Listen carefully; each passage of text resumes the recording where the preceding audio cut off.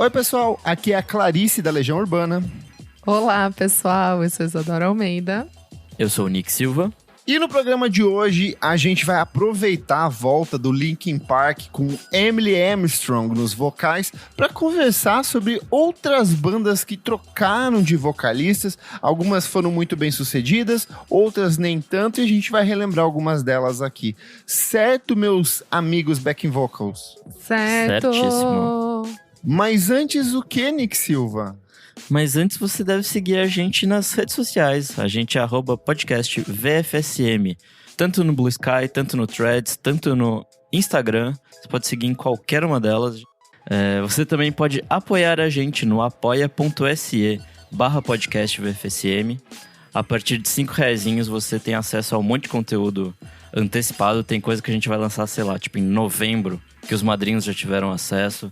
Tem programa que a gente vai lançar no que vem e a galera já tá ouvindo, então assim, você pode vir com muita antecedência. Fora que no nosso grupo lá no Telegram rola muitas conversas paralelas sobre vários assuntos, então cola lá que é bem legal. E fora isso, você pode ver nossa gravação ao vivo, não é mesmo, Kleber? Exatamente, Nick Silva, tá bom de memória hoje. Olha quem tá com a gente aqui, ó. Fabrício Neri, Júlia de Flora, Fábio Júnior, Jefferson Kozenieski, Gabriel Araújo, Leonel Moura, André Matos e um agradecimento especial aqui para Júlia Paterniani, que eu encontrei no show de lançamento do Maria Esmeralda lá no Sesc. Estávamos nós dois na companhia de Jussara Marçal, Kiko Dinucci, Maria Beraldo, só a chiqueza, a nata cultural de São Paulo nesse show que foi um lindão. Inclusive, fica aí a recomendação, se tiver oportunidade, veja esse espetáculo ao vivo que foi surreal de bom. Boa! Vamos falar sobre música, meus amigos? Bora! Em 5 de setembro de 2024, durante um evento transmitido ao vivo, o Linkin Park anunciou o retorno da banda após o hiato de 7 anos em decorrência do falecimento do Chester Bennington. Na ocasião, além de apresentar o novo baterista, o Colin Brittain, a banda encabeçada pelo Mike Shinoda apresentou sua nova vocalista, Emily Armstrong, também integrante do grupo de hard rock Dead Sarah. Na ocasião, a banda californiana aproveitou para lançar The Emptiness Machine, música que inaugura essa nova fase na carreira do grupo e abre passagem para uma extensa turnê que deve ocorrer ao longo de 2025. O problema é que essa decisão da banda acabou não agradando uma parcela conservadora do público, que já era bastante esperado, e que reclamou da substituição do Bennington por uma mulher. Mais do que isso, os familiares do músico que cometeu suicídio em 2017 ficaram bastante descontentes com o retorno da banda. Jamie Bennington, filho do Chester, fez uma série de posts no Stories e no Instagram, onde fala sobre a reformulação da banda com Emily. Ele acusa o Shinoda de, entre aspas, apagar silenciosamente a vida e o legado de meu pai durante o mês de prevenção ao suicídio. O mesmo aconteceu com a mãe de Chester, né, a Susan Eubanks, e ela disse... Abre aspas. Eu me sinto traída. Eles me disseram que se fossem fazer algo, me avisariam. Eles não avisaram e provavelmente sabiam que eu não ficaria muito feliz. Estou muito chateada com isso. Sinto que eles estão se esforçando muito para apagar o passado. Estão tocando músicas que Chester cantava.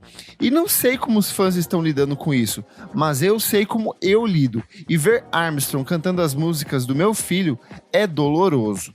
Se por um lado, alguns desses ataques parecem simplesmente não fazer sentido, né? Como essa postura machista dos fãs e a clara ausência de controle dos familiares que nunca tiveram controle nenhum sobre isso e nunca se manifestaram anteriormente em qualquer assunto relacionado ao Chester ali. Por outro lado, algumas das críticas feitas diretamente a Emily são bastante pertinentes. Ao ocupar o posto antes pertencente ao Bennington, a nova vocalista fez ressurgir uma série de episódios que ligam a cantora com a Igreja da Cientologia, e ainda pior, que teria dado um apoio ao ator Danny Masterson, conhecido pela série Dead Seventh Shows, que foi condenado por crimes sexuais de estupro, de abuso sexual recentemente. O Danny foi condenado a 30 anos de prisão após ser considerado culpado por 2 das 3 acusações de violência sexual acontecidas entre 2001 e 2003. E a Emily, que compareceu a uma das audiências, se justificou em um post no Stories dizendo o seguinte, abre aspas, há muitos anos me pediram para apoiar alguém que eu considerava um amigo em uma aparição no tribunal, e fui a uma audiência no início como observadora. Logo depois, eu percebi que não deveria ter feito aquilo. Eu sempre tento ver o lado bom das pessoas e eu o julguei mal. Eu nunca mais falei com ele desde então. E aí vale lembrar que nessa ocasião da audiência do Masterson, outros famosos compareceram nesse julgamento, meio que uma forma de criar uma pressão ali e dizer, mesmo em silêncio, que apoiavam, né? Ele, um endosso. Mas alguns, como o Ashton Kutcher e a Mila Kunis, eles assinaram uma carta de recomendação ao juiz falando, cara, boto minha mão no fogo por esse cara é bom demais, eu acredito nele. E isso foi um tiro que saiu pela culatra, porque tanto a Kunis quanto o Kutcher, depois eles vieram a público dizer que estavam arrependidos, pipipi, popopó. Então teve uma reversão aí. Além disso, a decisão da banda de adicionar Armstrong foi recebida com críticas devidas às suas conexões com a igreja da Cientologia. O vocalista do Mars Volta, Cedric Bixler Zavala, que já havia direcionado as acusações mencionadas a Armstrong em 2023 e a outros abusos experienciados por ele e sua esposa dentro da Cientologia, afirmou que o Linkin Park, entre aspas, não estava fazendo a devida diligência antes de contratá-la. Vale lembrar que ano passado ele foi integrante da Cientologia e ele denunciou uma série de abusos cometidos ali dentro da igreja, inclusive alguns diretamente relacionados a ela, sendo meio que ela fazendo meio de campo entre a igreja e eles ali. E ainda teve o Jamie Bennington, né, que é o filho do Chester que a gente comentou há pouco, ele disse o seguinte: o Linkin Park traiu a confiança da base de fãs com essa mudança, partindo desse argumento da presença da Armstrong ali dentro. Ela respondeu às críticas por meio de um stories no Instagram, afirmando que não mantinha mais contato com Masterson desde que compareceu ao tribunal em 2020 e que condenava seus crimes, porém ela não esclareceu seu status com a Cientologia. Meus amigos Nick Silva e Isadora Almeida, que estão aqui nesse júri popular, queria começar perguntando qual que é a opinião de vocês sobre todo esse rolê dessa substituição do Chester pela Armstrong a partir de agora. Eu acho que é um rolê meio complicado, assim, porque tem vários jeitos de ver esse problema. O primeiro é, sei lá, a banda continuar ou não. E sobre isso, acho que deveria, né? Afinal, além do Chester, existiam mais, sei lá, 4, 5 pessoas na banda. Acho que E eles respeitaram um tempo de luto grande aí, foram 7 anos, assim. A banda deu esse respiro, esse tempo, não foi aquela coisa de semana seguinte à morte do cara, já meteu outra pessoa ali e vamos partir para uma turnê. O que já aconteceu em outros momentos ao longo da história da música, né? Então, poder retornar com a banda e, sei lá, vivemos num mundo onde você precisa trabalhar, né? Então, ter o seu trabalho ali, acho que é no mínimo ok, assim, sabe? E aí a gente vai pra parte da contratação da mina, que aí a coisa meio que pega, assim. Porque, logicamente, o problema não é ser uma mina. Teve um monte de ataque misógino. E de primeiro eu fiquei com muito dó dela, porque, obviamente, ela recebe todo o hate do mundo só por ser mulher. E aí, logo depois, a gente fica sabendo de todos os rolês dela com a Cientologia e que safoda ela, né? Mas assim, é complicado. O que você acha, Isa? Gente, eu não gostei. De primeira já eu não gostei. Infelizmente, eu era bem fã de Linkin Park com meu irmão. Então, assim, estou no lugar de fala de fã de Linkin Park. E eu não gostei da escolha. Nem tinha visto que ela fazia parte da Cientologia. E agora, assim, tipo, ficou muito pior. Assim, na real, ficou completamente, né? Tipo assim. A desculpinha do foi, mas tava doidão pra defender o maluco, ficou bem feio. Então, ficou bem complicado, assim. Mas de primeira eu não gostei, mas eu guardei pra mim. Eu não vou sair, né, comentando no caso, mas aqui contando para vocês e para os nossos ouvintes. Eu não gostei muito, assim. Eu achei que não ornou muito bem ali. Acontece, não por ela ser uma mina e tal, mas pela voz dela ali, tipo, eu não bateu muito o meu coração, assim. Não curti. E aí, depois de saber todo esse bafafá, Olha que erro, hein, moçada? Era só puxar a capivara aí, né? Dar uma olhada. Tipo, pô, tem tanta gente legal, tanta vocalista aí, vocalistas. Faltou uma assessoria fazer aquele levantamento de crise, né? É, que toda gerenciamento de crise, pô. Marketing já joga gente, já ali. chegou com a imprensa ali, a galera de press. Nossa senhora, se fudendo, porque, nossa... Eu até achei curioso que ela não pulou fora ainda, assim. Eu achei que ela... Bancou, né? Foram bem, né? Então, mas aqui acho que passou essa onda ficaria de muito hate, aí ruim, ela se né? manteve. Mas acho que ficaria muito ruim ser, tipo, meio que ela estaria dando, né, o selo de, tipo, eu fiz merda Sim, mesmo. endossando que era válida essa exato. crítica, né? E eu não... Eu fiquei só pra finalizar aí, eu não senti... Perdão, gente, olha eu julgando muito, desculpa. Mas eu não senti muita verdade em colocarem ela como vocalista, sabe? Eu achei meio tipo assim, novos tempos, vamos trazer uma novidade, vamos colocar uma mulher de vocalista. Eu uma garota que ouvia Linkin Park, eu senti um pouco isso. Legal. Não, amigo, não é um problema. Mas eu senti que eles usaram um pouco da vamos trazer uma mulher. Entendeu? Tipo assim, são novos tempos. Vamos trazer uma mulher. Não vamos mais só essa banda de menino. Entende o que eu tô falando? Eu, Isadora, me senti um pouco assim. Não, entendo. Abrindo aqui é pra que assim, vocês. musicalmente, eu até que gostei dela cantando ao vivo, assim, eu não achei ruim, não.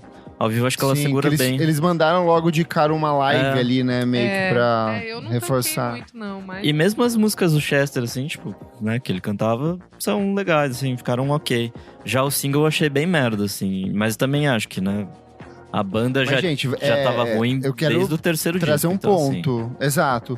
Pega tudo que o Linkin Park lançou dos meio dos anos 2000 pra cá, até o último, são trabalhos horríveis, horrorosos, sim. assim. Então, o Chester ou não ali, né, eu acho que não ia fazer muita diferença na qualidade. Mas eu queria discutir um ponto aqui, essa interferência da família. O que vocês acharam ali? Principalmente no lance da mãe do... eles falaram que iam conversar comigo e no fim não conversaram. Eu senti um cheirinho de eu quero um dinheirinho entrando. Ai, cara, eu achei complicado isso. Assim, lendo, né, a matéria e tal, pô, seria de bom tom. Realmente, os caras falarem, mas eu não sei o quão próximos eles eram, né? Tipo, não dá pra saber, mas eu acho que seria de bom tom. Tipo, olha, pessoal, né? Em respeito, assim, tipo, principalmente pelo filho, assim, sei lá, eu acho que deve ser uma mistura de sentimentos muito louca, né? É que eu acho que eles já não tinham uma relação com ela. Então, ali, assim. pode ser que... Lendo 7 anos depois também, né? Assim. Não, mas acho que não, nem por isso, assim. Acho que o tempo não tem muito, sabe, assim. Mas se na época eles eram próximos... Enfim, pô, não custava nada mandar uma cartinha aí, né? Sei lá, uma mensagem. É que também... Não sei. Eu não sei, esse negócio de, tipo, querer apagar o legado do meu filho, não sei o quê. Isso eu acho bem forçação de barra. Não, isso assim, foi tipo, forçação de barra. Não, isso foi nunca péssimo. vai acontecer. Eu acho que pelo contrário, eu acho que só valorizou o legado dele, assim. Exato. O aumento do número de plays nas músicas do Linkin Park nas últimas semanas foi absurdo, assim. Então, eu acho que isso é uma bobeira. É como se a partir de agora não vai mais existir a recordação do Chester. Não existe isso, assim. Tipo, não, o isso que foi construído, as grandes canções icônicas são as construídas com ele. Até porque eu acho que o grande impacto dessa reação toda, tanto dos fãs quanto da família, é porque o Chester, ele era um vocal muito extremo, uma coisa muito forte, era uma coisa assim, na época, muito característica da época do New Metal ali, esse misto dele de canto e rima. Então eu acho que não é uma substituição fácil e que nunca vai ser apagada, assim. Isso é uma burrice ela querer dizer isso. E acho que também o Chester tinha um secto de fãs que era, tipo, meio que dele, assim, porque... Além disso, ele ainda era uma persona, tipo, muito legal fora da banda, assim. Então, sim, acho que tinha isso, uma né? questão política por trás também dele muito forte. Acho que ele tinha umas questões também de discutir saúde mental fora, assim. Enfim, ele tinha essas bandeiras, assim, levava essas coisas. Então, acho interessante também de perceber que ele é insubstituível até nisso, assim. A banda levou aí 7 anos pra voltar. Vocês acham que existe um tempo considerável? Varia de cada artista? O que seria o mais ideal nesse processo todo? Para além da questão do Linkin Park. Eu acho que cada caso é um caso muito complexo. Nossa, depende bem. Até a gente vai ver aqui na lista de hoje, Sim. tem bandas que demoraram, tipo, mais de 20 anos, quase 30 anos pra Ou conseguir um outras novo tiveram vocalista, já que né? seguir logo. Enfim, eu acho que é muito relativo. Sim. Não consigo opinar. É que às vezes é foda, né? Tipo, às vezes soa como falta de respeito, assim, tipo, de foda-se, tem que continuar. Tipo, o show must go on e foda-se, sabe? Já outras me parece que é tipo, a banda continua aqui e a gente encontrou alguém que... A gente encontrou uma conexão, enfim, encontrou um clique musical aqui. Vamos seguir na tentativa de não repor aquela pessoa que morreu ou partiu, ou, enfim, saiu da banda. Mas no sentido de vamos tentar reconstruir aqui o que a gente já tinha. Sim. Eu acho que tem uma questão também de o quanto esse vocalista ele interferia no processo criativo da banda, sabe?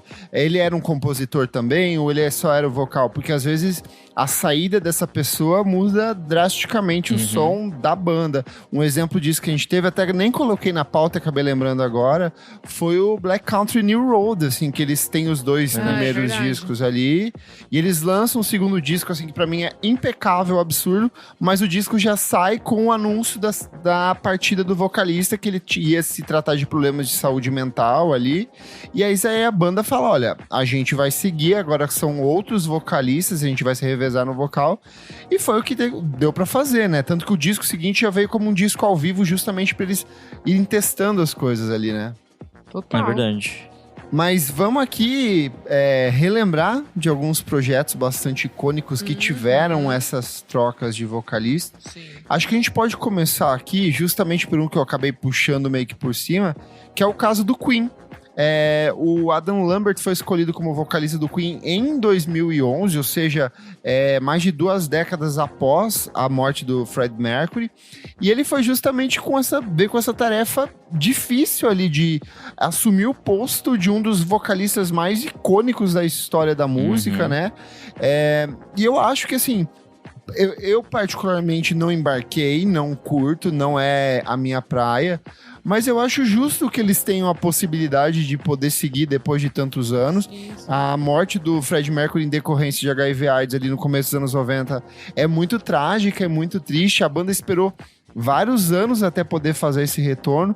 E eu acho que o grande acerto desse retorno do Queen, pelo menos pra mim, foi o fato dele não imitar o Fred Mercury, porque seria muito fácil, sei lá, ele vir com uma abordagem altamente caricata ali, e na verdade ele foi ele, assim, tanto que foi uma turnê muito bem sucedida, teve passagem da banda pelo Brasil aqui. De novo, não embarquei, mas eu sinto que pros fãs de Queen foi uma coisa muito impactante esse retorno, né?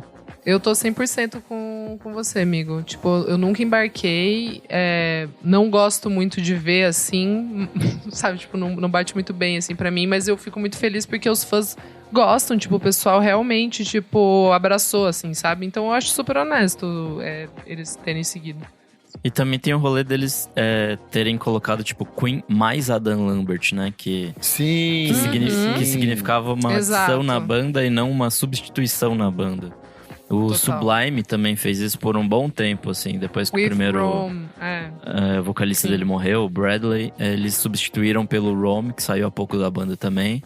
Mas é isso, assim, tipo, eles colocaram como uma adição, assim. Tipo, é um novo vocalista, a gente tá deixando bem claro que tipo, ele é meio que, sei lá, um convidado aqui dentro. E acho que assim como o Queen, eles não produziram músicas novas, né? Eles vivem do catálogo do passado. Putz. Eu acho que isso é um acertaço, assim, porque tem muitos casos dessas bandas que voltam anos depois, até às vezes com a mesma formação e tenta reproduzir um outro tipo de sonoridade e o público não compra. Eu acho que um caso bem representativo disso é o Pixies, sabe? O Pixies voltou no começo dos anos 2000, no começo dos anos 10 eles começaram a lançar músicas novas, mas as pessoas estão, tipo, cagando pras músicas novas, eles querem ouvir as coisas do Dolittle e dos primeiros trabalhos, né? Não estão nem aí pras outras coisas. Até o Raimundos é isso, né? Esse zumbi de banda que tá aí até hoje, tinha um vocalista que saiu, continuou e, assim, ninguém ligava pras coisas novas que eles fizeram, então... Eles meio que também viviam de um catálogo de passado, mas sim, não era exatamente porque eles queriam, né? Gente, quero trazer uma outra discussão aqui, que eu fiquei pensando nessas outras bandas. Tipo, isso veio na minha cabeça porque eu tava assistindo Rock in Rio e aí eu vi o show do Journey e aí eu fiquei meio passada. Eu achei meio absurdo, assim, tipo, eu não sabia, sei lá, eu conheço os clássicos do Journey, tipo, que era o Steve Perry cantando e beleza, assim, eu nunca mais fui atrás do que o Journey faz ou fazia, né, sei lá. Eu conheço uma música por causa do Sopranos. Sopranos, e é só. Cara, e daí eu fui ver, assim, tipo, eu falei, gente, não, calma, quem é esse vocalista? Aí eu vi que chama Arnel Pineda, e ele, assim, cara, no Rock in Rio, ele meio que ele emula a voz do Steve Perry e é meio estranho, e eu achei tudo muito estranho, e aí a banda, tipo... É aquelas bandas que vai saindo gente, vai entrando gente, aí tem um mais novo, mais velho, os originais, aí fica uma confusão. E tem banda que é meio assim, tipo...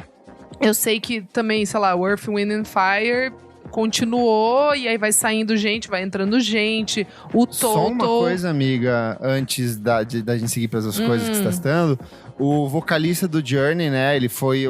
várias críticas saíram e elegeram como o pior show do Rock in Rio desse ano. Eu não vi isso. Pior que o do Akon?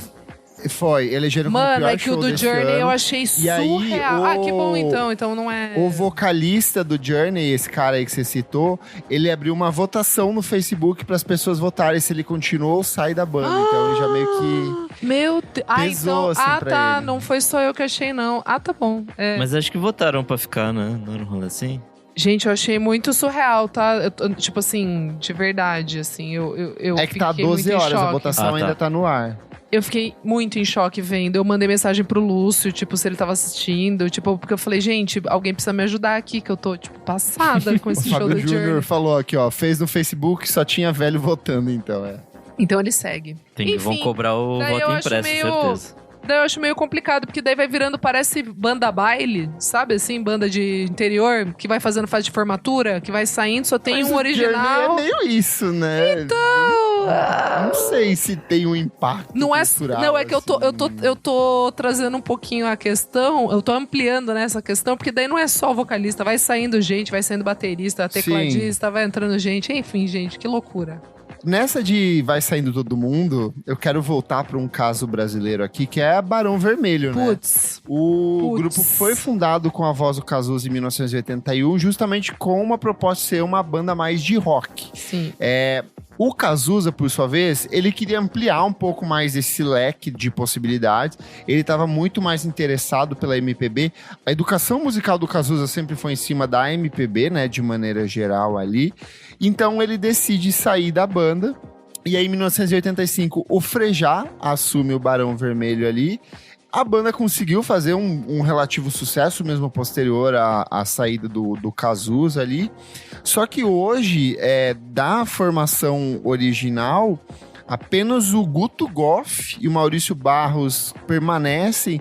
E desde 2017, o cantor da banda é o Rodrigo Suricato, ele que é o vocalista da banda ali. Gato. Até o Frejá, que foi o vocalista, saiu. Sim. Então fica essa coisa, Não sei. Eu não assim, sei, gente. Eu vi um pedaço desse show no The Town e, putz, sei lá, caras.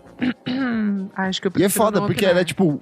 O Cazuza talvez seja um dos vocalistas mais icônicos da música brasileira, sabe? Mas também ainda mais com o fudidos, né? Sim.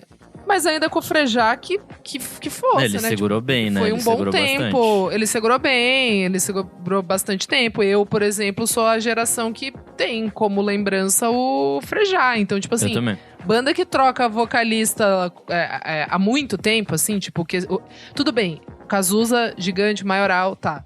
Mas o tempo de atividade dele foi muito pouco. É que ele é emblemático, seminal, enfim. Foram 2 discos, se eu não me engano. Né? Então, só que daí faz sentido até, tipo assim, beleza, o Frejá seguiu e é isso. Mas, porra, o Suricato... Por enfim. você, eu tomaria banho no inverno. Amigo, é isso aí. Por que você não entra? Ai, cara, eu não consigo, eu não boto fé no Frejá. Eu sei que também foi... Eu amo Eu sei, Divo. estou como vocês, porque foi o vocalista que eu conheci, mas eu não me embarco nele, não. Eu amo. Enfim. Outro caso emblemático aqui ó, da música brasileira é justamente o caso do Legião Urbana, né? Nossa, Putz. tretas. A gente tem... Esse aqui é tretas porque ele tem a treta da morte, ele tem a treta do luto, ele tem a treta... E aí depois ele vai pra uma treta judicial, que é Sim. tipo assim... Uma das coisas mais absurdas da história recente da música brasileira. Aí vira O meme. Renato Russo morre em... Agora, sempre lembrando o caso da bateria. Mas assim, o Renato Russo morre em 1996 e, naturalmente, a banda meio que chega ao fim ali. Porém, em 2011, o Dado e o Bonfá conduziram juntamente com a Orquestra Sinfônica Brasileira um tributo à Legião Urbana durante, olha quem? O Rock in Rio Eu lembro 4. super disso. O concerto contou com vários convidados que assumiram esse posto de vocalista, incluindo Rogério Flauzino, Pitty e Herbert Viana, né? No ano seguinte, a MTV Brasil falou, opa, aí tem bom. Acho que aí foi a própria Isadora que deve ter sussurrado no ouvido do Zico Góes e falado, Zico, vamos trazer de volta a Legião Urbana. E aí, a MTV Brasil organizou um tributo na série MTV ao vivo, que a gente comentou há algumas edições atrás também. E nessa ocasião, eles trouxeram o Wagner Moura, que apesar de ser conhecido mais pelo trabalho como ator e diretor, ele também é cantor, ele tinha banda e tudo mais, então ele faz esse papel de interpretar as canções da banda ali.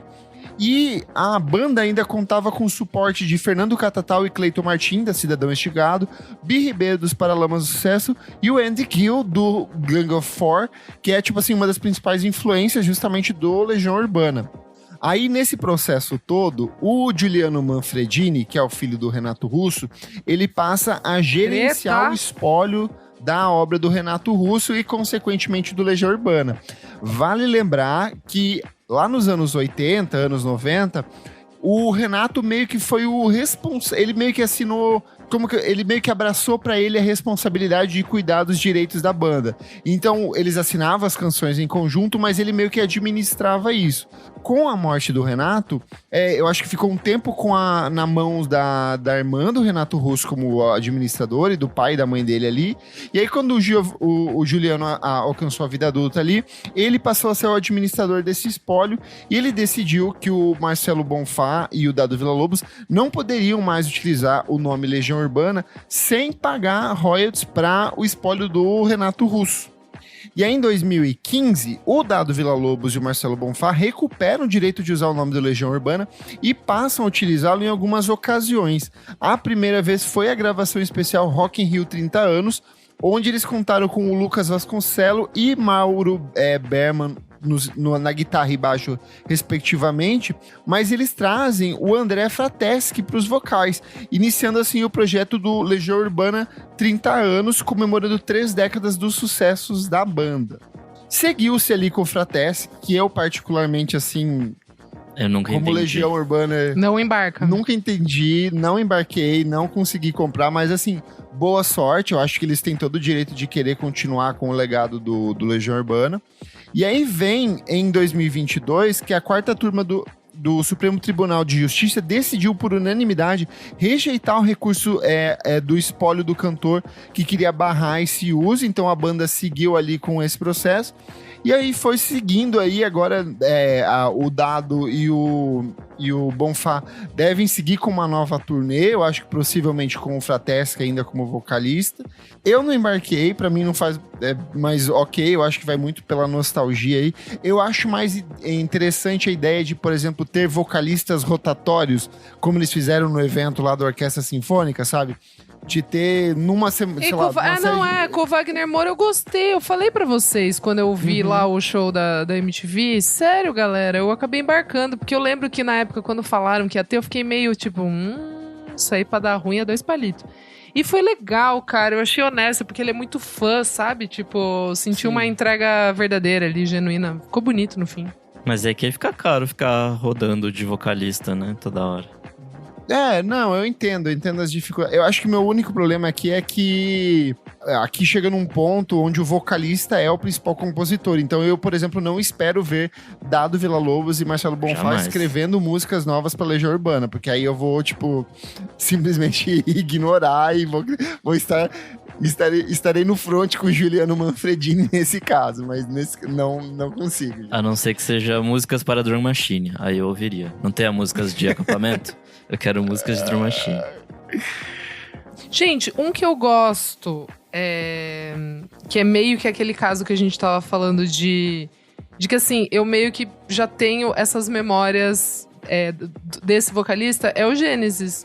Que era, né, primeiro era o Peter Gabriel, mas daí depois quem entra e assume os vocais é o Phil Collins, que na época... E são dois vocalistas bem icônicos, né? Absurdos e muito bons e... Putz, com projetos sei lá, paralelos gigantes, os dois.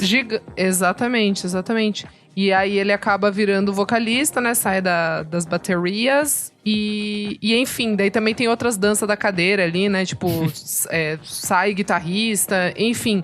Mas o Genesis eu acho que é bem honesto, assim, tipo, e faz muito sentido. Eu nunca senti que, ouvindo os álbuns, né? Que, sei lá, foi uma coisa muito, nossa, que desfalque, sabe? Tipo, Peter Gabriel foda, sim, mas Phil Collins foda também. O pior é que eu acho que eu gosto mais da fase do Genesis com Phil Collins do que... Gata, então. É mais pop, né? Mais fácil. Gata, então. É outra pegada. Eu vou puxar um aqui, ó, que é um caso que mexeu muito comigo quando rolou, que é o caso do Crystal Castles, né? Que lá em 2014, a Alice Glass simplesmente anunciou que ela estava deixando a banda para seguir em carreira solo, e até aí tudo bem, né? Veio posteriormente a entrada da Edith Francis em 2015. Ela e o Ethan Cath lançam em 2016 o álbum Amnesty One, que foi um disco bem mais ou menos, ali tinha um pouco das nuances do que era musicalmente o Crystal Castles, mas eu acho que a Edith nunca conseguiu capturar essa essência naturalmente caótica da Alice Glass.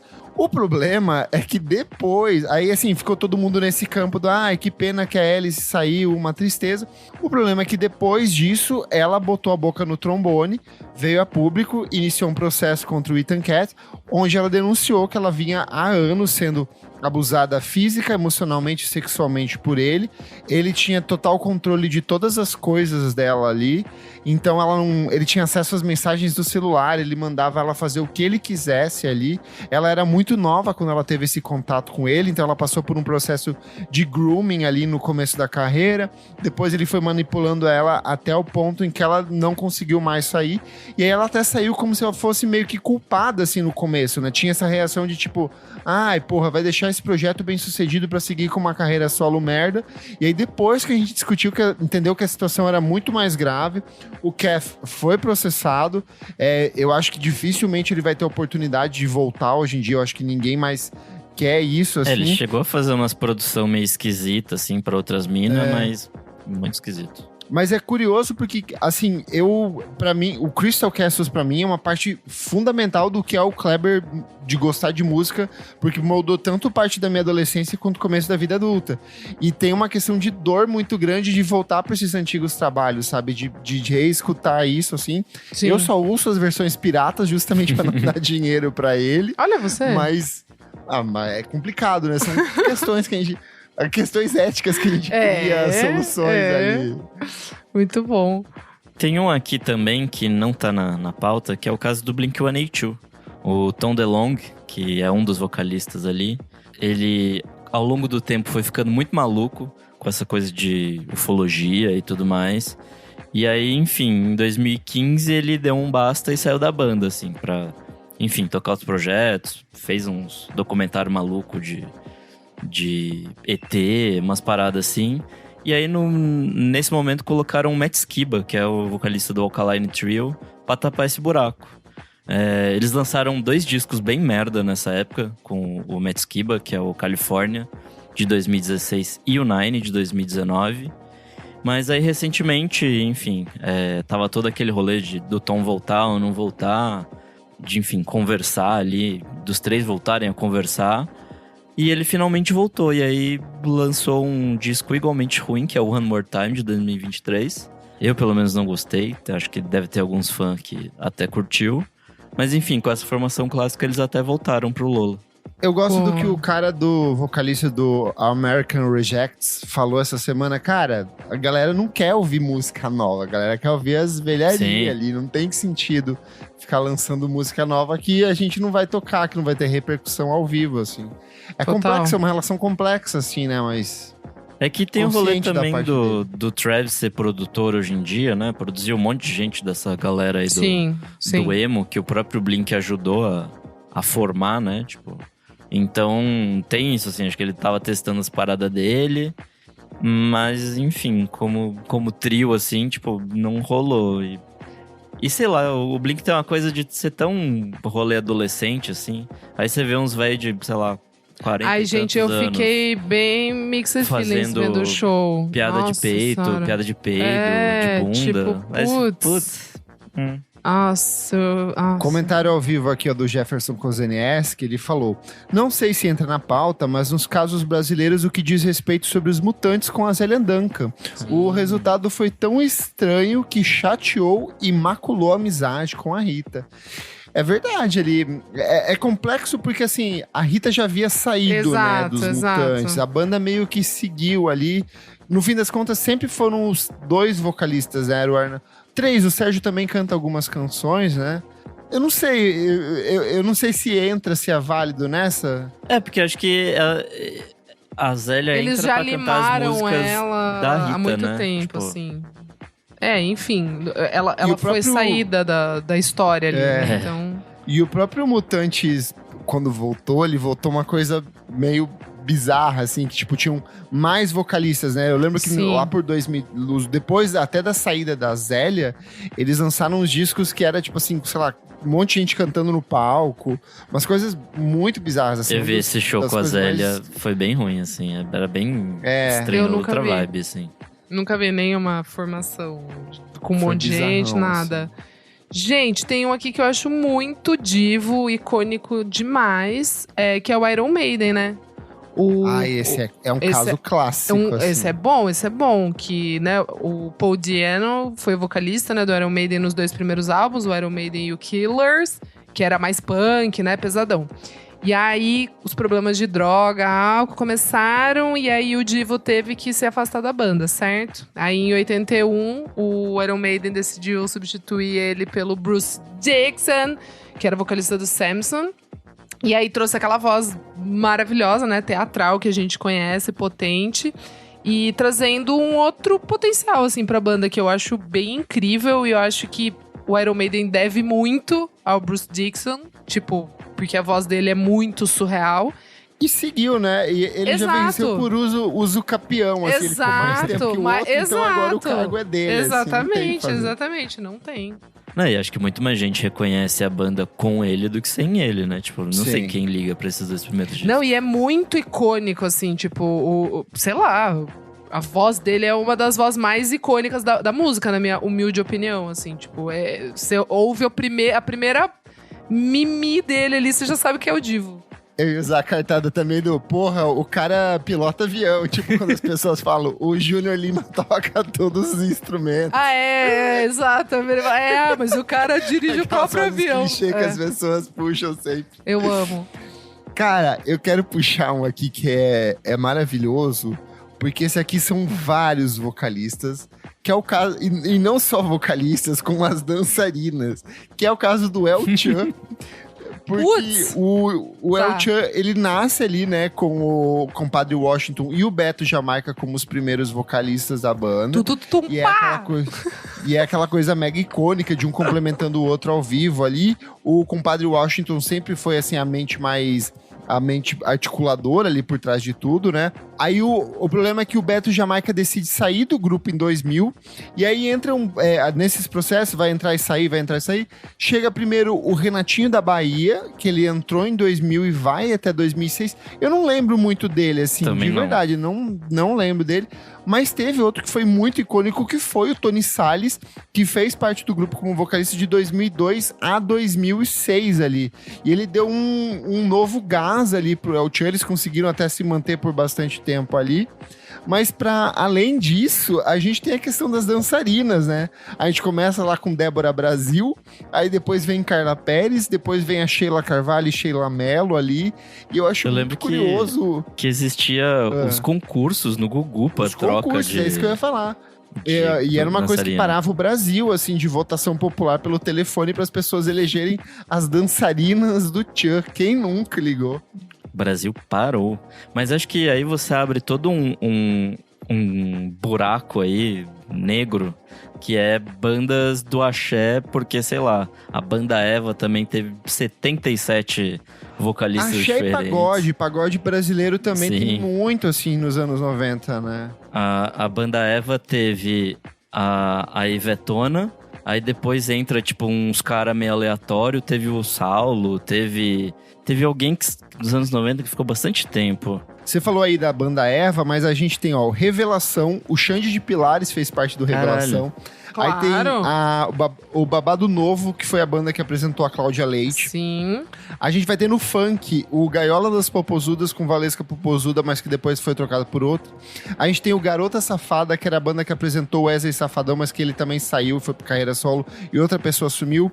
A gente tem o Só Pra Contrariar, que foi a banda que apresentou o Alexandre Pires, depois ele parte em carreira solo. E se eu não me engano, ele voltou pra alguma apresentação. Era o irmão dele que continuou, não é? Não, sim, eu acho que ele voltou pra alguns shows, assim. Voltou, SPC, gente, teve até no Allianz. Tem o Soweto, que foi o projeto que apresentou o Belo e depois ele foi substituído. Claro. O Travessos apresentou o Rodriguinho e depois foi substituído. E até a gente vai para sertanejo, o Grupo Tradição, que é um grupo que já tinha anos de atuação e teve ali, foi o grupo que apresentou o Michel Teló e depois o Michel Teló sai em carreira solo, mas o Grupo Tradição segue até hoje aí, né? O Thiaguinho também não fazia parte de algum grupo desses, assim?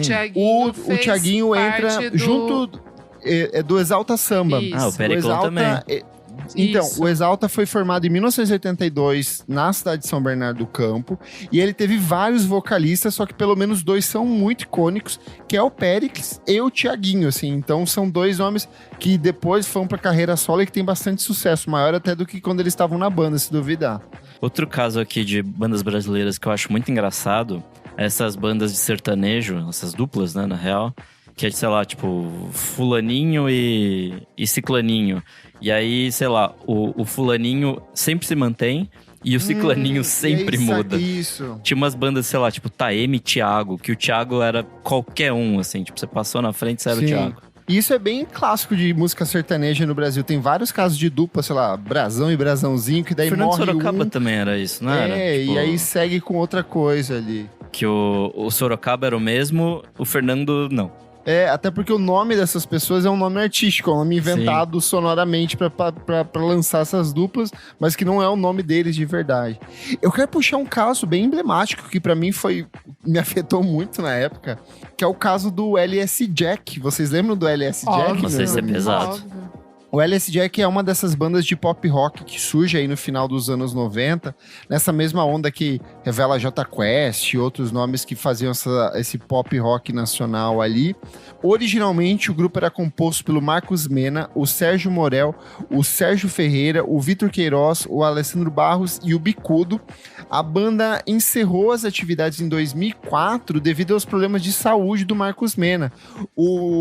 Próximo de lançar o álbum Jardim de Cores, em 2004, o Marcos Mena teve uma parada cardiorrespiratória, ele fez uma lipoaspiração, ele teve algumas complicações, se eu não me engano, por questão de remédio, ele teve alguma reação alérgica, se eu não me engano, ele sofre essa parada cardiorrespiratória, ele fica 20 minutos sem oxigenação direta no cérebro ali, então ele praticamente morreu ali. Foi bem pesado esse rolê.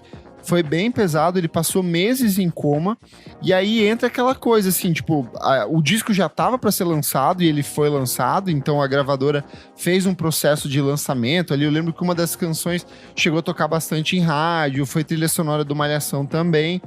E aí a banda meio que tentou seguir com outro cara, né, que foi o Fábio Alman, só que nem o público nem a gravadora quis seguir. E aí, assim, eu acho o Marcos Mena e o Herbert Viana, pra mim, assim, casos muito absurdos de pessoas que se depararam com a morte e hoje seguem firme aí. Ele continua na carreira musical, ele continua se exercitando, ele vive com uma pessoa... Você vê que ele tem um problema muito na voz ainda por conta da questão da falta de oxigenação que ele teve nessa parada cardíaca, mas ele é um cara super... vive bem, hoje em dia, tranquilo. E em 2010, eles fizeram um ensaio ali para voltar com eles, mas foi, na verdade, em 2020 que o LS Jack chamou a atenção, porque eles decidiram chamar ninguém mais e ninguém menos do que o Vini para ser o novo vocalista da banda. Meu Deus. Eles conseguiram lançar um EP que se chama LS Jack e Vini Volume 1, que só se falou em outra coisa, o Brasil inteiro parou para não falar sobre isso. E aí, em 2022, eles fizeram uma turnê chamada LS Jack 25 anos, porém, em 2023, em decorrência de uma lesão nas cordas vocais, o Vini acabou deixando o LS Jack. Acho que mais um aqui que vale a pena ser citado é o Van Halen. O David Lee Roth foi o primeiro vocalista da banda ali. Mas enfim, em 85 eles brigaram pra cacete. A gente sabe que o Ed Van Halen não era um cara a muito banda legal. se chama Van Halen. O que eles irmãos, esperavam? Né? Mas enfim, tipo, a gente sabe que o Ed principalmente não é um cara muito fácil. E aí, enfim, briga vai, briga vem. Não era, ele morreu. É verdade, ele morreu há pouco tempo. É doido. É verdade. Nossa, eu não lembro. Enfim, aí na época substituíram pelo Sammy Hagar, ali por volta de 85. E eles lançaram alguns discos que eu gosto bastante, que eu lembro que eu tinha em casa esse, eu ouvia bastante até. É o 5150 de 1986 e o 0812 de 1988, e os dois alcançaram o topo das paradas musicais na época em que foram lançados. Mas eu não curto esses, não. Eu gosto do 1984. Eu lembro de gostar, de ouvir quando criança. Mas enfim, depois de algum tempo eles voltaram com o David Lee Roth para algumas apresentações, se eu não me engano. Mas enfim, agora acho que a banda realmente acabou, né? O maluco morreu, então... Bom, outra banda icônica que passou por várias mudanças de vocalista foi, né, Fleetwood Mac. Foi formada em 67, inicialmente com o Peter Green como vocalista. Aí em 70 o Green saiu e a banda recrutou o Jeremy Spencer, que também daí deixou o grupo em 71. Mas a grande mudança, e acho que é aí que é o pulo do gato, é assim, galera. Quando sai gente que, sei lá, não era tão sucesso comercial, e aí entra gente boa, a gente pode entender que deu certo, tá? e o Fleetwood Mac é um desses casos. Em 75, quando o Stevie Nicks e o Lindsey Buckingham eles entram no Fleetwood Mac, eles dão ali uma nova sonoridade, né? E aí, sucesso comercial chega, finalmente eles, assim, explodem mundialmente. Especialmente ali, né, no Rumours, 77, que consolidou muito eles. Um dos nossos álbuns da vida aqui. E é engraçado que, tipo, meio que depois, sei lá, 10 anos de banda... Essa vira a formação clássica, né? Tipo, Exato. A primeira ninguém liga, assim, tipo... Exato. A clássica mesmo é, tipo... Ninguém, gente. Os quatro. Ninguém. Exato. E daí, em 87, o Lindsey Buckingham saiu, né, da banda. E aí, ele acaba voltando 10 anos depois. E, né, a formação clássica continuou lá gravando, enfim. E fazendo shows. Como eu queria ver esse show, meu Deus. Agora não dá pra ver os 4 mais, né?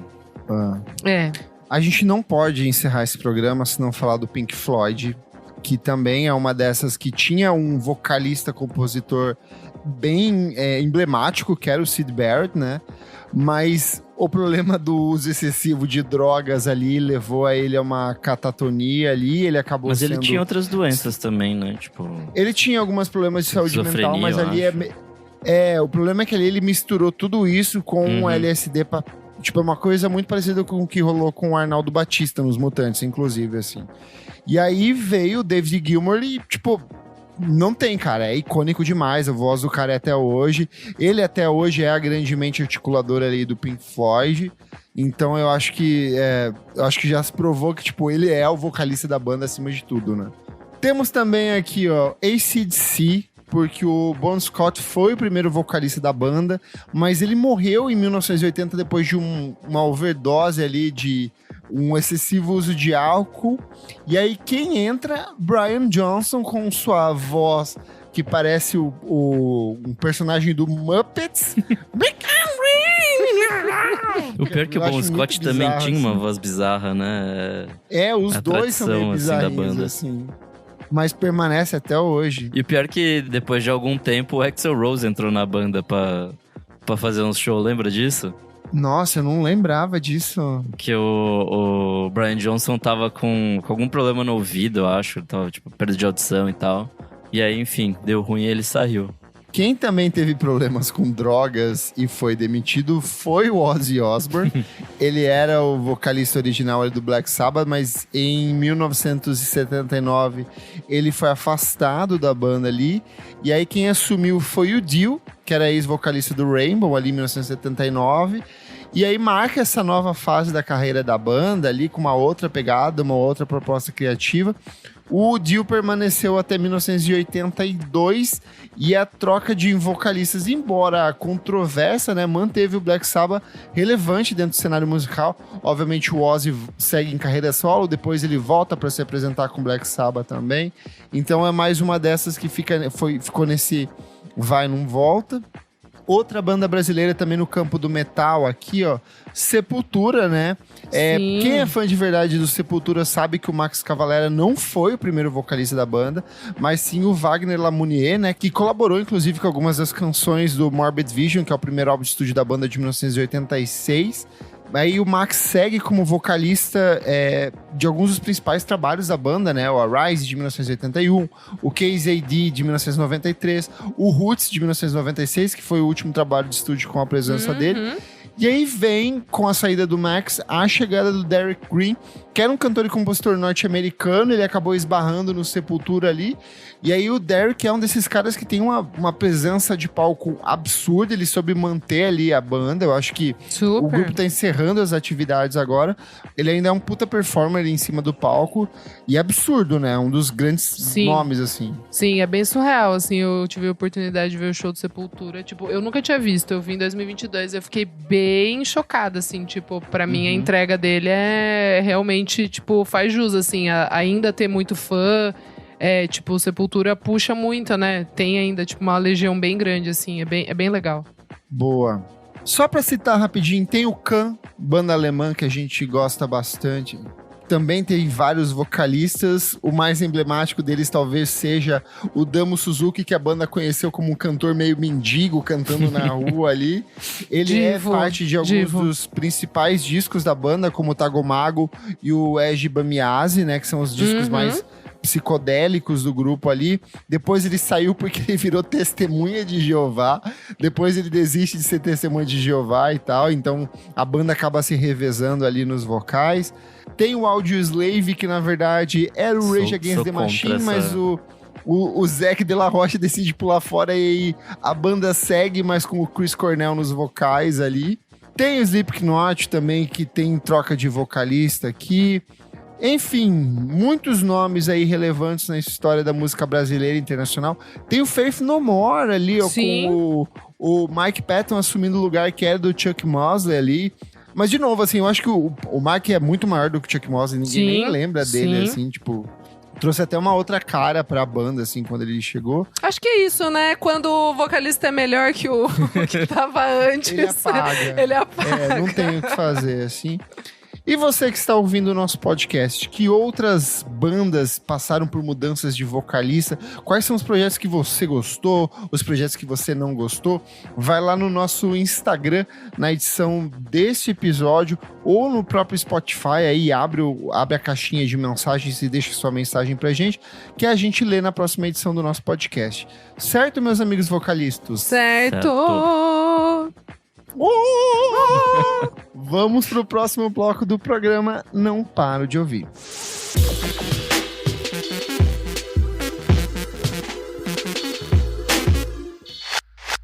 Most tax pros leave a message. It's Jane. I'm moving on to a TurboTax expert who beat your price. Adam Devine, tell him how I feel. Hey, tax pro, she's been thinking twice. There's best believe TurboTax will beat your price. This is a tax break. Switch to a TurboTax Live expert and we'll beat what you paid your pro last tax season. Make the switch at TurboTax.com/beatyourprice. TurboTax full service only. Sign up by 12/20/2024 and file by 4/1/2025. Full details at TurboTax.com/beatyourprice. Chegamos ao nosso segundo bloco, Não Paro de Ouvir. Nick Silva, o que é este bloco? Nesse bloco a gente dá dicas de coisas recentes que a gente não para de ouvir. E o que você não para de ouvir? Bom, essa semana tem até que bastante coisa. A primeira é o The Murder Capital, com Can't Pretend to Know. Isso é pra quem gosta de post-punk, tipo Shame ou o Fontaines das antigas. Bandinha irlandesa de post-punk, bem legal. Eu gosto, já falei aqui várias vezes. Então, essa musiquinha nova é bem boa, assim. Não tá atrelado a nenhum projeto por enquanto, mas a primeira música que eles lançam esse ano eu achei bem divertida. Minha segunda dica é o Cold Wave, que é uma banda da Austrália, um sexteto de Adelaide. E, enfim, é uma coisa que vai pro post-punk também, mas é tipo, sei lá, se o Arcade Fire do começo dos anos 2000 decidisse fazer post-punk. Então é uma coisa mais diferente, tipo, mais grandiloquente. Eles lançaram 2 faixas essa semana, The Ants e Italia 06. Bem divertidas as duas, vale muito a pena ficar de olho. Se você gostar dessas duas, volta no EPzinho que eles lançaram no ano passado, que chama No Conflict. Mais um singlezinho aqui que me interessou bastante foi a Kathleen Aurelia Smith e o Joe Goddard, do Hot Chip. Eles se uniram numa faixa que chama Neptunes.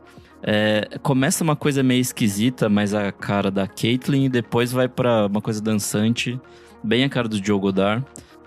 Faz parte de um EP que os dois vão lançar, que também chama Neptunes.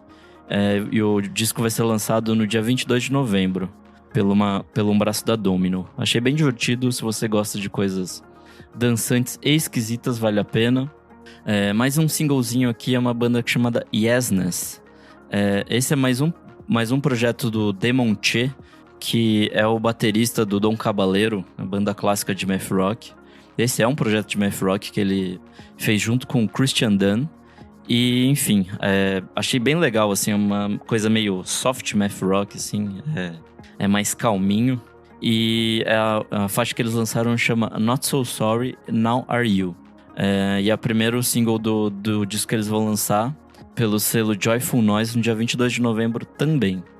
Mais uma diquinha aqui é o FBC com Vontade. O rapper voltou a fazer rap. E é uma música legal, assim, de uns 3 minutinhos. Tem uma participação de uma galera: Pepito, Doug Now, Fernanda Valadares, Jackson Ganga, Nathan Moraes, Mateuzinho. Enfim, mais uma dos 3 singles que ele voltou nesse rolê do rap, e é bem legal. Mais uma diquinha aqui é Amber Mark, que voltou com uma faixa chamada Won't Cry. Opa. Achei bem boa. É uma coisa bem disco, assim, parece... É uma vibe meio, sei lá, I Feel Love da Donna Summer. Então, se você gosta de coisas antiguinhas com carinha disco, vai nessa que é muito boa. E aí, disquinhos. Bruna Mendes lançou um disco essa semana que é muito bom. Nem Tudo é Amor, 3º disco dela. É uma coisa meio... sei lá, letras meio pesadas de amor e desamor. Tem uma produção bem legal, tipo um R&B atual, mas também tem umas pitadinhas de, sei lá, coisas dos anos 2010, coisas dos anos 2000.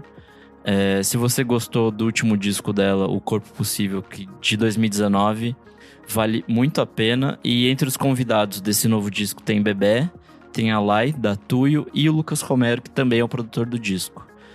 Vale bastante a pena. E minha última dica de hoje é um cara que eu descobri essa semana que chama Hongza. Ele lançou um EP essa semana que chama Coming of Age.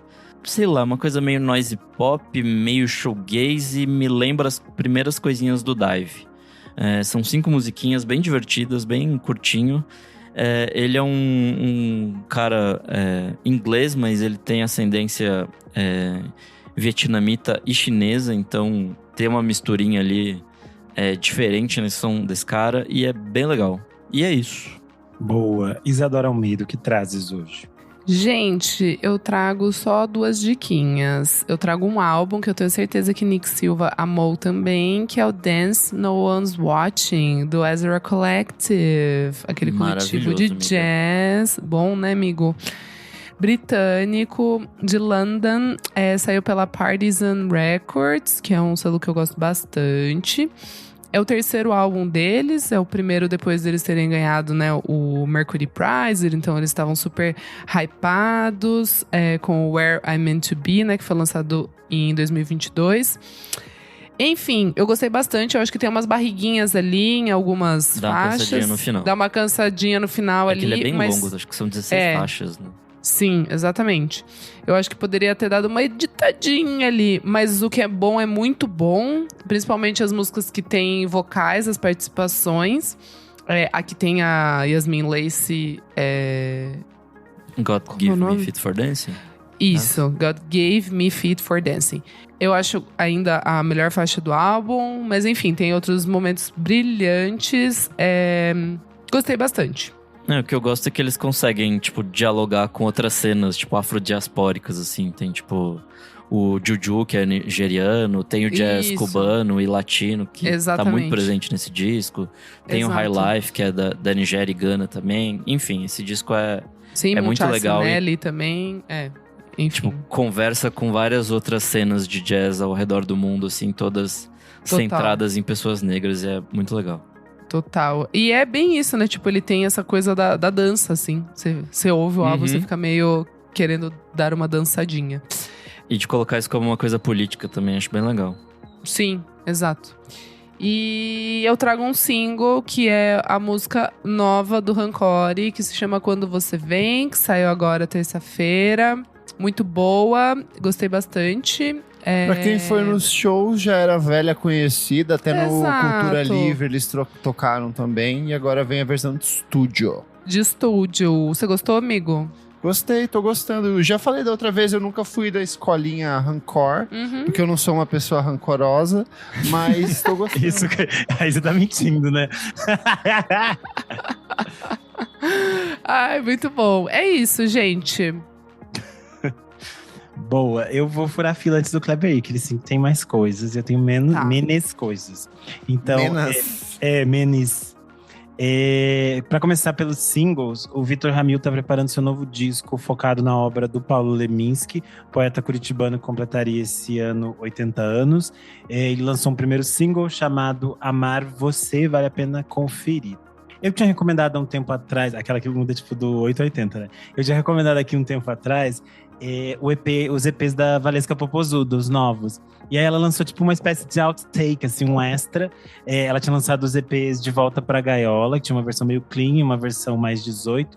E agora ela lançou uma nova música chamada Merci Beaucoup, junto com o Fernandinho FN, que é o filho um dos muitos filhos do MC Catra. E todo mundo que acompanha a Valesca sabe que ela tinha uma relação muito próxima com a MC Catra, ele era uma figura muito importante para ela. Eles têm um clássico juntos que é Mama, Todos Amamos. E essa nova música é, tipo assim, completamente mais 18, iconic. E é muito engraçado porque ela postou um vídeo nas redes sociais dela, super emocionada, ao lado do Fernandinho, que ela tava muito feliz. O filho do Catra. E aí a trilha sonora é a música com a letra mais baixaria possível. Enfim, coisas perfeitas de Valesca Popozuda. Tipo aquele vídeo dela se emocionando com Mama. É isso, ela é sempre assim. Ela é gente como a gente, ela se emociona com as coisinhas. Falando em EP, eu descobri um EP que eu fiquei ouvindo bastante, que se chama Daddy Issues. Ele é de um brasileiro chamado Batke. Eu não sei como se pronuncia corretamente, mas como vocês sabem, o Kleber deixa tudo organizadinho para vocês com links aqui embaixo, então vocês podem só ir direto. É de música eletrônica, é meio assim, meio dark, meio para as clubbers. Ele parte desse universo de bases eletrônicas e de um universo meio sensorial para falar sobre sexo, liberdade, prazer. Achei bem interessante. Depois vocês ouçam. De discos, saiu o primeiro disco da Wana, que é uma cantora de Recife, que a gente já vinha comentando por aqui, se chama Megalomania. Muito bom! É super interessante como ela parte de algumas referências que ela já vinha trabalhando, como o brega funk, para fazer outros flertes com gêneros diversos, como o house, por exemplo, ou mesmo o funk de São Paulo. Então é muito interessante como ela consegue construir essas pontes e criar uma narrativa bastante linear dentro do disco. É um disco super gostosinho de se ouvir, você ouve assim rapidinho, então tudo de bom. É bem bom, tem participação da Raquel Reis, do Moção, do Mago do Torso. É muito bom mesmo, também curti. achei uma Minha única delicinha. crítica é essa fonte da imagem de capa, gente.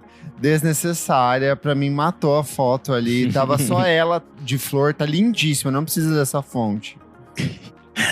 E o outro disco que eu passei o final de semana inteiro ouvindo foi o disco novo da Tisha, Sad Girl. Muito bom, amigo. Eu amei. E eu falei, quero eu ouvir. tinha dito pro Nick em casa que eu ia criar hoje rivalidade entre mulheres não brancas aqui neste podcast. Porque este disco da Tisha é tudo aquilo que a gente pensou que ia ser o disco da Peggy Gou desse ano. Que é tipo Ai, assim, sim. diversão. Porque, tipo, a Putz, Peggy Gou tá. ficou lançando singles que pareciam que iam nos levar Tá. pra Ibiza e que ia ser uma coisa muito divertida. Só que a Peggy Gou Sim. simplesmente pegava todas as coisas que era referência. Ela mudou de Ibiza pra Piscinão de Ramos. Não, ela pegava as referências que ela tinha e trazia só, tipo assim, meio copia e cola, meio bagaceira, assim, sem criatividade, sem inteligência, sem diversão. E o Sad Girl da Tisha é muito interessante, porque ele é bem diferente, eu acho, do disco anterior dela, que é ótimo também. E ele vai por outros caminhos, assim, eu acho que ele é muito festa. Eu achei melhor party. esse. Eu acho isso incrível, porque é isso, ela explora referências que são, tipo assim, bem de farofa mesmo, bem do clássico Ibiza, universo de música eletrônica de Ibiza, uma coisa direta, e daí ela mistura tudo isso com outras coisas, com outras referências que ela traz, e isso cria um universo assim, musical, melódico, incrível, que te leva desde a pista de dança para outros momentos mais contidinhos, assim. Então achei muito, muito bom Sad Girl da Tisha, além de que a capa é linda, todas as fotos de divulgação são lindas. Ela é muito linda, cara. Ela é um total. luxo. E você, Kleber, o que trazes hoje? Bora lá. Começar pelo single. Supervão lançou Cabelo. É uma das canções que faz parte Muito do bom. novo álbum de estúdio deles, Nossa, que se chama quero ouvir. Amor e Vícios da Geração Nostalgia, que sai no dia 8/11. Eles já tinham lançado Nostalgia ano passado, que eu recomendei aqui, que era uma puta música. E essa música nova, Cabelo, tem participação do Andrew Mackenzie da Super Guides, ou seja, Super Opa. Guides está de volta com tudo aí. The Cure voltou finalmente. Ai, é com verdade! O primeiro disco de inéditas em 16 anos. O álbum se chama Songs of a Lost World, sai agora em novembro. E eles lançaram essa música que se Eu chama gostei. Alone. Que Eu gostei. É deliciosa, Sim. assim, uma música de quase 7 minutos. Totalmente Corretíssima. atmosférica Corretíssima. ali. Nossa, achei uma delícia, assim, lembrou muito da fase do Disintegration. E o último álbum de estúdio do The Cure foi o 413 Dream de 2008, assim, então Faz tempo. dos anos 2000 ainda, faz muito tempo. E o último single é Mundo Vídeo, dupla carioca, que a gente já vinha Ai, citando muito aqui. bom! Lançou O Que Nos Aproxima. Eu já tinha visto essa no dia que eles tocaram no Bar Alto. E em estúdio tá ainda melhor. Eu acho que é uma das melhores músicas deles, assim, a mais pop Concordo. rock, assim. Concordo. Chicletaça. Quem não conhece Mundo Vídeo, bota essa pra tocar que tá muito bom. Muito boa. Indo pros discos aqui, Alan Sparhawk, ex-integrante do Low, que ele dividiu o projeto com a esposa dele que veio a falecer, a Mimi veio a falecer há uns 2 anos, lançou o primeiro álbum dele em carreira solo, White Roses My God, é um trabalho mais experimental, focado na manipulação da voz, bem interessante, gostei muito. Quem me surpreendeu foi o Raheem Redcar, que é a nova identidade do artista anteriormente conhecido como Christine and the Queens. Eu já havia citado o single que saiu na semana passada e agora veio o disco, Hopecore. É um misto de club, deep house, industrial. Eu acho que foge dos excessos dos trabalhos anteriores do Eloise Latissier, que na verdade é o verdadeiro nome dele, né? E abre início para essa fase que é mais focada nas pistas, então tá bem interessante. Nossa, E eu só por não último- tanquei aquela música de 20 minutos. Puta que pariu. Não, essa música ninguém tancou, é desnecessário. E por último, o disco que eu tava esperando há bastante tempo, que é do Mustafa, que se chama Dunia. Eu já havia recomendado alguns dos singles que saíram. O Mustafa é um cantor e compositor, poeta canadense, mas de ascendência paquistanesa, e ele incorpora muitos dos elementos da cultura muçulmana na música dele. Eu acho que ele é um artista de uma estética incrível, já colaborou com James Blake, com Sanfa, e ele fez finalmente sua estreia aqui, e é um trabalho lindíssimo, assim, leva o R&B para uma outra direção muito mais política e bem interessante. É isto. Vamos pro próximo bloco, meus amigos? Bora. Você precisa ouvir isso.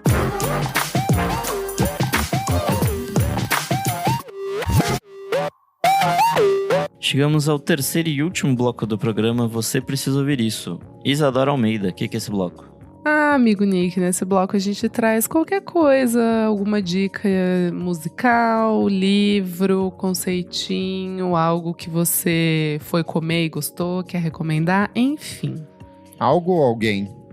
Alguém acho que foi difícil recomendar, né? Às vezes você pode recomendar, eu recomendo às vezes. Será? Mas depois... não sei. Tá muito antiquada, hein? Vamos recomendar para todo mundo? Para todo mundo, para todas. Não é, qual o problema? Para todos? Tem pessoas que funcionam para todos. Isadora, o que ou quem você recomenda? Gente, finalmente assisti Divertidamente 2. Achei uma graça. Eu vou assistir também. Chegou no Disney Plus, né? Achei uma gracinha. Não acho que é melhor que o 1, mas eu gostei bastante. Achei uma pira muito específica. Achei muito fofo. Viu dublado? É isso. Vi, lógico. Eu não consigo ver filme de animação da Disney com legenda. Eu acho que a nossa dublagem é muito boa. Tata Werneck eu gosto destrói muito esse papel. Muito boa. Pra mim, depende. Se eu assistir a primeira vez legendado, eu preciso ver os outros legendados. Mas se eu vi dublado, eu preciso ver dublado, sabe? Isso aí se trata de uma terapia, né? Eu vez... acho, né? A primeira vez que eu, por exemplo, Tem Incríveis eu vi também. dublado no cinema. E aí agora eu só consigo ver os outros também dublado. Mas os que eu vi legendado, eu vi legendado. Eu gosto sempre de ver dublado. Os americanos eu não ligo. Os brasileiros pisam muito. Os brasileiros pisam nessas dublagens. Sei lá, se eu vou assistir um anime do estúdio Ghibli, eu assisto legendado, mas... Exato. Pixar, os da brasileiros, Disney, Pixar. Eu gosto também. Boa. Sua vez, Renan Guerra. Bom, como primeira dica, eu trago um livro de quadrinhos que se chama Bem-vinda de Volta. É o livro de estreia da quadrinista Paola Yu Tabata. Ele saiu pela editora Seguinte e ela conta uma história que é bastante pessoal para ela.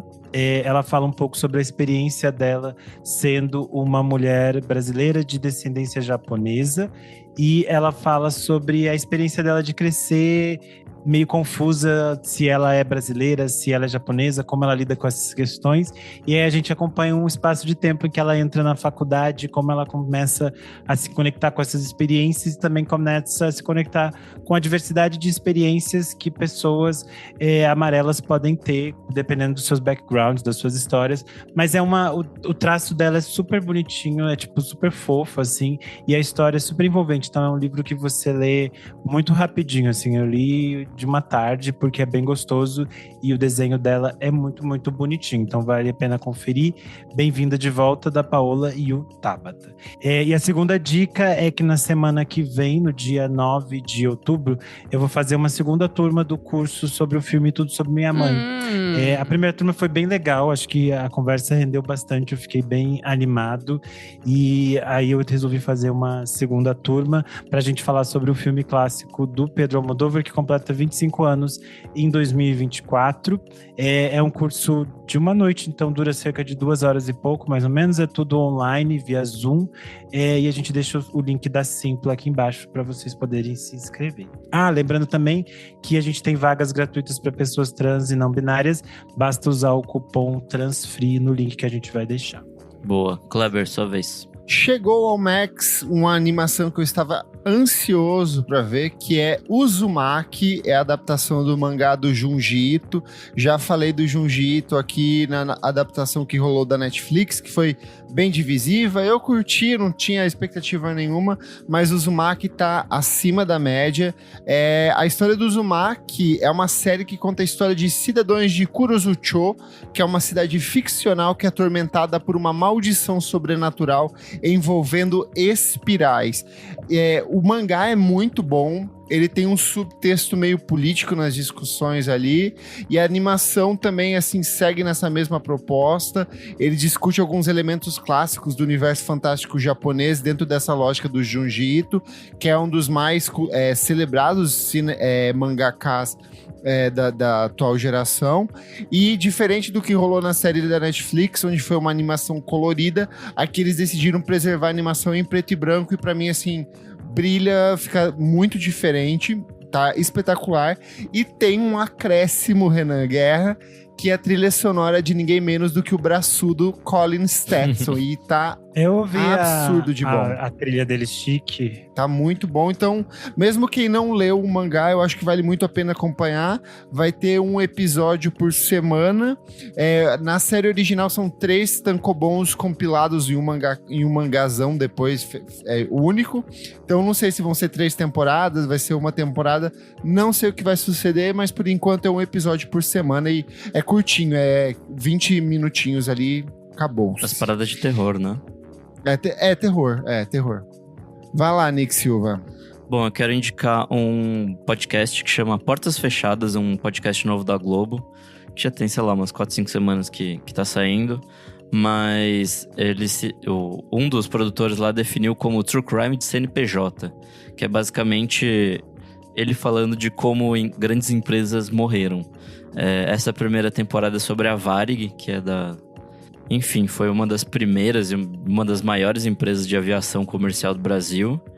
E ela fechou as portas ali por 2000 e pouquinho, assim. Então, é muito engraçado que ela começou como uma coisa super pequena e aí foi crescendo com umas ligações muito bizarras com o Terceiro Reich. Uou! Sim, e várias confabulações com o governo brasileiro também, assim, tipo, ele basicamente ajudou o Estado Novo o golpe, né, o golpe do Estado Novo a ser realizado.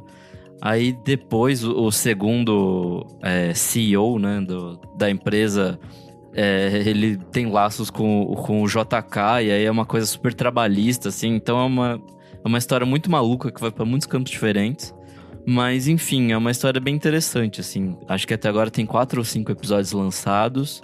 Eu ainda tô no 4. Só sobre esse caso específico ou cada episódio é um?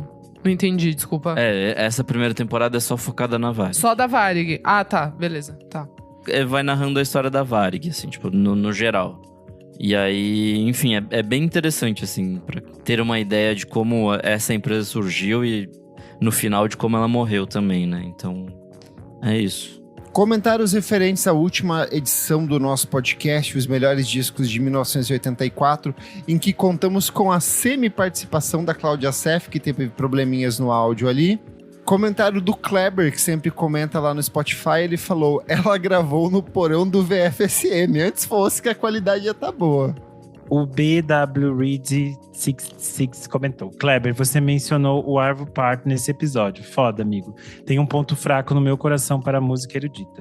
Steve Reich e John Adams também são compositores minimalistas. Tudo. Maravilhoso. Comentário da Adriana Rocha. Ela falou: 13 de agosto nasceu eu, a estrela de 1984. Cantora velha. Sem porteira. O Gustavo Costa comentou chique e o Tássio comentou amo. Tem que comentar aqui algumas pessoas que comentaram sobre os lançamentos da semana.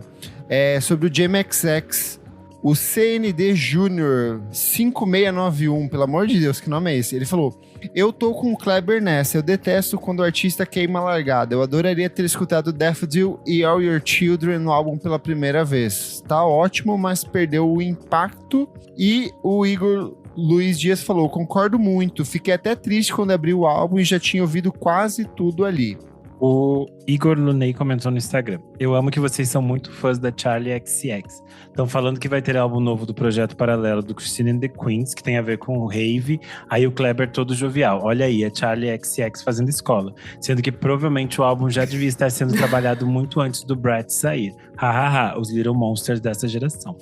Comentário aqui sobre o disco da Núbia Garcia. Igor Braga falou: eu tô apaixonado por esse disco. Eu sou @KleberFac no Instagram e no Threads, e você também pode acompanhar o meu site, musicainstantanea.com.br. Eu sou @Meidadora no Instagram, e é isso. Eu sou _Renan Guerra no Instagram, no TikTok, Renan_Guerra no Blue Sky. Vocês leem o meu newsletter toda sexta no Substack. É só procurar lá renanguerra.substack. E vocês também leem meus textos lá no Screen Aniel. É isso. Eu sou @Nick Silva no Blueiter e no Instagram, e você lê meus textos lá no Monkey-Bus. Não esquece de seguir a gente nas nossas redes sociais, @podcast VFSM em tudo. Siga a gente na sua plataforma de streaming favorita, avalie, compartilhe, comente. É sempre bom o engajamento de vocês nos programas. E se puder, seja um de nossos maravilhosos apoiadores. Por apenas R$5 por mês, você tem acesso a programas com muita antecedência. Os episódios de férias já estão saindo para quem apoia o nosso podcast. Tem programa extra que pode assistir a gravação aqui.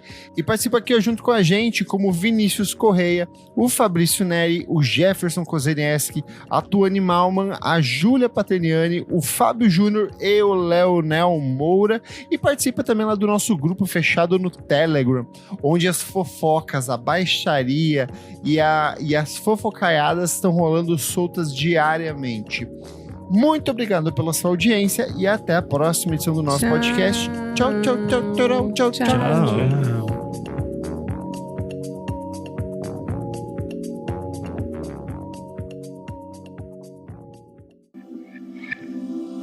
Esse podcast foi editado por Nick Silva.